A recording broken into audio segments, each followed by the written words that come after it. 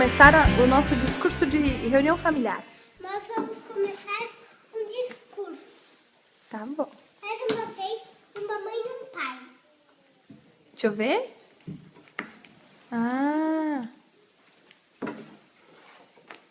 Que tiveram um bebê. Um bebê que chamava Jesus Cristo.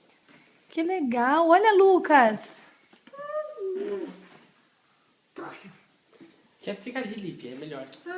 Fica aqui, ó. Ali é o púlpito. Aí foi uma estrela muito linda. Lucas que aparece na filmagem. Então, por isso que existem missionárias Ah, e missionários. nossa. E tem que ajudar muito os vovôs e as vovós. E por isso que existe o sacramento e fazer oração. Por isso que existe todas essas coisas, foi ele que fez. Foi Jesus Cristo? E ler escrituras. Esse é o meu discurso em nome de Jesus Cristo, amém. Amém, Lipe.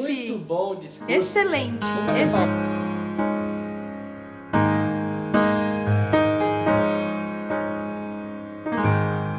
I've gone so far from my home, seen the world and I have known so many secrets I wish now I did not know.